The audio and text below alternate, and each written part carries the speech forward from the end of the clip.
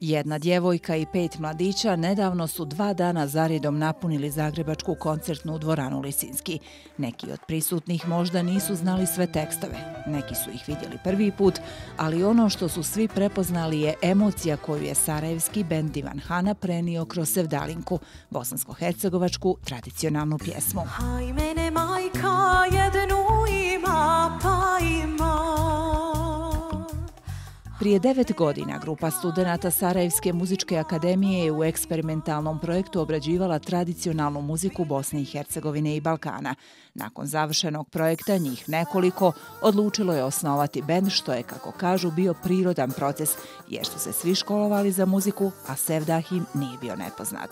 Što se tiče muzike, nismo mi to pretjerano komercijalizovali, ali mislimo da Sevdah generalno živi ovdje u ljudima i u Bosni i Hercegovini i generalno na Balkanu, ali smo nekako približivši Sevdah nama, približili ga i drugim ljudima koji su naših generacija i baš kroz taj marketing, kroz ulaganje, kroz zaista trud da se u svaki kutak Bosne i Hercegovine uđe odsvira, gdje nema uslova se svira, mi stvorimo uslove, znali smo svirati od ulica, od raskrsnica, do nema bukvalno nekih dnevnih boravaka, nekih malih kućeraka gdje je moglo 20-30 ljudi doći. Ovi mladi ljudi znaju jako dobro na koji način Sevdah prezentovati i kako emociju koja je prisutna u svakoj Sevdalinci dočarati onima koji je žele čuti. Iako je bilo pokušaja ove tradicionalne pjesme prevesti, njihova interpretacija na drugom jeziku je, kako kažu, nemoguća. Pored Njemačke gostovali smo u mnogim zemljama, ljudi prepoznaju tu emociju, prepoznaju, u principu mi jako puno pričamo o Sevdalinkama na svojim koncertima, o čemu Sevdalinka priča, tako da ljudi mogu otprilike da znaju o čemu se radi i onda u kombinaciji sa muzikom, aranžmanima da osjete jednostavno tu energiju koju iznosimo i u principu šta pjesma želi da kaže.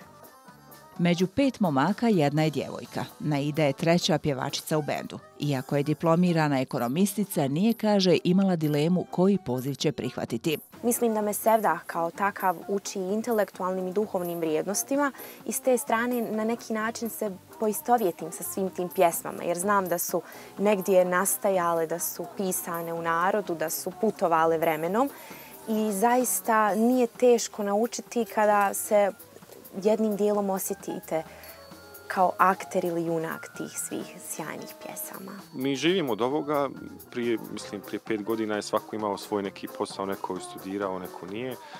Uglavnom, došao je jedan trenutak u našoj karijeri, da tako kažem, gdje smo se morali opredijeliti u kojem pravcu želimo ići, da li želimo da napustimo svoj posao ili želimo da se posvetimo 100% našem bendu.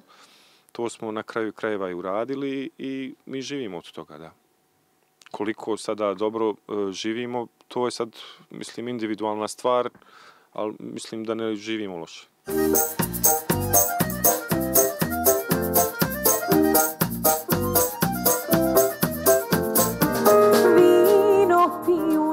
Prvobitna postava benda je manje više ista kao i prije 9 godina kada su nastali.